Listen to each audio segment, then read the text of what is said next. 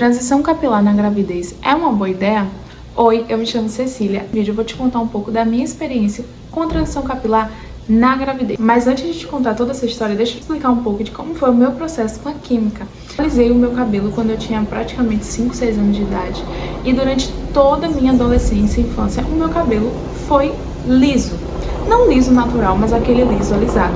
Eu usei um produto chamado Vanidina, eu dei ferro no cabelo, eu dei escova, olha, tem um avião passando. Eu fiz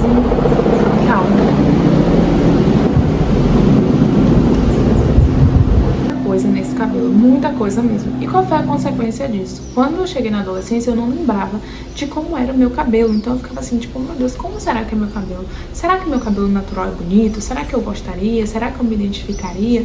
Meu Deus, eu não fazia ideia, porque teoricamente a escolha de alisar ela não foi minha. Ela alisou meu cabelo em uma época onde eu não tinha como escolher. Então, tipo assim, com certeza eu pedi, né? Eu falei, mãe, alisa meu cabelo. Mas assim, eu não tinha capacidade de escolher naquele momento. Então, no futuro, quando eu era adolescente, eu não sabia muito entender aquela escolha.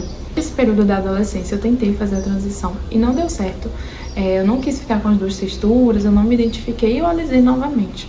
Aos anos eu não sabia, não foi tipo assim, nossa, eu sonhava com a transição capilar, não. Veio a pandemia, eu falei, nossa, melhor momento do mundo para eu fazer a transição capilar. Por quê? Porque eu vou ter que ficar em casa. Então eu não vou sair, eu não vou gastar dinheiro alisando o cabelo. Então assim, sabe quando você conta 1 mais 1 e dá 2? Foi tipo isso, né? Eu falei assim, ó, não vou gastar dinheiro, não vou sair de casa e ainda vou descobrir como é meu cabelo, tipo, momento perfeito.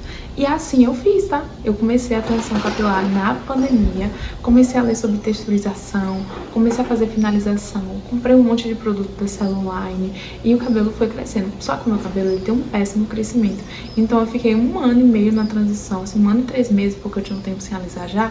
E, gente, não crescia direito, assim, meu cabelo ainda tava muito curto. Eu tenho algumas fotos dele texturizado, eu vou tentar colocar aqui, eu adolescente, assim, que na época da pandemia eu ainda tava bem novinha, e com ele com 2 texturas. E eu lembro que quando passou a pandemia, acabou o lockdown, que era aquele período que a gente ficava bem recluso em casa, eu alisei novamente meu cabelo. E eu falei assim, nossa, eu realmente não gosto dele cacheado, eu vou usar ele liso e acabou. Cá estou eu, alguns anos depois, grávida, e eu decidi que na gravidez eu não usaria produtos, não para poder fazer transição, mas por uma questão de segurança. Eu conversei com a obstetra e chegamos ao consenso, eu, o obstetra e meu esposo, de que nós não usaríamos nenhum tipo de produto químico. Há muito esse debate onde, tipo, grávida pode usar, grávida não pode usar. Grávida tem tal produto que tem amônia, tem tal produto que não tem. Eu nem me dei o trabalho de olhar isso, porque eu tinha decidido que eu não iria usar, eu não usei. E foi passando o primeiro mês, o segundo mês, eu lembro que eu pranchava o cabelo, quando eu tinha que sair eu dava uma escova, o cabelo ele começou a crescer muito na gravidez, então meu cabelo começou a crescer demais. E cada vez ficava mais cacheado e eu começava a pensar na possibilidade de fazer a transição capilar. Aproveitar aquele momento e tal, que o cabelo tava crescendo, que eu não tava dando química, pensando em no futuro não precisar passar isso novamente em futuras gestações. Chegou o verão, assim, foi chegando essa época de dezembro e tal. E essa é uma época que é péssima para você usar cabelo escovado. Então eu comecei a pranchar o cabelo e ele inchava muito. Se você me perguntar qual foi o dia que você decidiu fazer a transição capilar, o BC, tudo, eu vou te falar exatamente que foi o dia 30 de novembro de 2024. Por quê? Porque nesse dia eu dei uma escova pro chá de bebê da minha filha. E eu lembro que eu cheguei no chá, assim, o cabelo estava grande, escovado, lindo. E quando eu entrei, fiquei 10 minutos no salão, que não era climatizado, detalhe. O cabelo, ele fez tipo assim, inchou muito. E consequência, saem todas as fotos do chá com o cabelo super, hiper, mega inchado. E isso destruiu a minha autoestima, né? Eu fiquei arrasada, amigas. Eu fiquei assim, destruída. Eu fiquei tipo, meu Jesus Cristo. E eu lembro que no domingo, isso foi no sábado, chegou no domingo, eu cheguei em casa e falei assim, eu vou fazer transição capilar. Eu não passo por isso novamente. Eu não quero mais ter o cabelo pranchado. Eu vou cortar. E meu esposo saiu pra trabalhar na segunda, eu peguei a tesoura em casa e eu saí cortando tudo. Eu vou tentar achar a foto que eu mandei pra ele, mas eu acho que eu apaguei. E na foto eu dizia assim, tipo, fiz loucura. Gente, ele chegou em casa e tava com o cabelo picotado. Por quê? Eu tinha esquecido de um fator. Cabelo cacheado, ele encolhe. Então, tipo, quanto mais eu cortava, mais ele encolhia. Mais ele encolhia, mais ele encolhia. E quando meu esposo chegou em casa, meu cabelo tava muito estranho. Eu lembro que ele falou assim, tipo, ficou assim me olhando, tipo, ah, tá bom, tá bonito. E eu, tipo, não tá bonito, não tá bom. Eu sei que não tá bonito, eu sei que não tá bom. E no dia seguinte, tava chovendo muito, mas ainda assim, eu fui num salão especialista em cachos e eu decidi que eu ia fazer o Big Shop. Então eu tiraria toda a química e eu iria me livrar de toda a química. E assim eu fiz, eu tirei toda a química e basicamente minha transição, a decisão pela transição começou no domingo e na terça eu fiz o Big Shop. Eu esperava. Quando eu cortei o cabelo, eu virei outra pessoa. Literalmente assim. Meu cabelo ficou muito curto, a nível que eu chegava nos lugares e as pessoas não me reconheciam. Um detalhe, eu fui para a consulta de pré-natal 2, 3 dias depois e meu obstetra não me reconheceu. A gente conversou na recepção e ele não me reconheceu. Assim, se encontrou na recepção, ele não me reconheceu. Quando ele viu meu esposo, ele falou, oxe, ali é Cecília? Não, não, ali não é Cecília, ali não é Cecília. Aí e assim era assim, eu ia no condomínio, as pessoas não me reconheciam.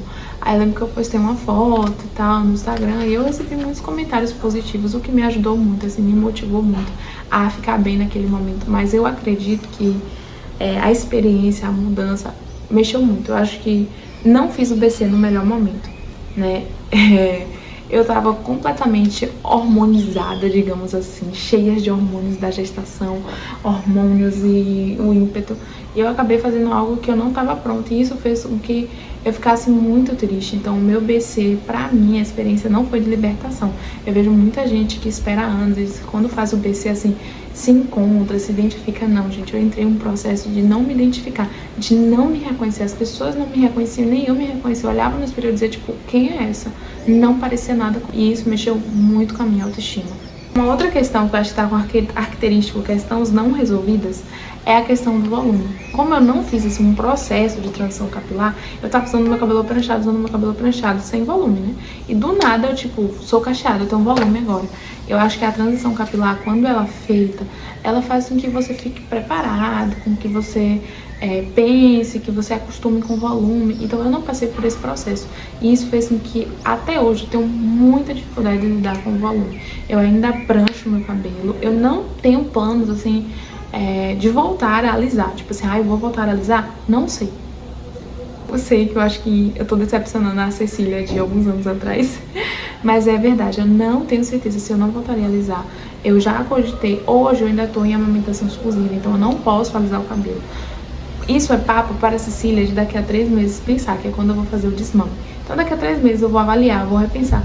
E possivelmente, assim, se eu tivesse que decidir hoje, tipo, se hoje eu não estivesse amamentando, eu não alisaria meu cabelo. Por quê? Apesar de não me identificar com o volume, eu gosto da liberdade de poder usar ele natural. Quando seu cabelo está alisado, você fica eternamente vinculada ao salão. Então, quando a raiz cresce, tem todo esse BO, tem gestação, tem muitos poréns. Esse foi o meu relato de transição capilar na gravidez. Me conta aqui o que você achou. Você já passou pela transição? Você pensa em fazer a transição? Você acha que é uma boa ideia fazer a transição nesse momento? Se você gostou desse vídeo, aqui no meu canal eu compartilho muitos vídeos sobre diversos temas, então você pode me ajudar muito dando um like e se inscrevendo no meu canal.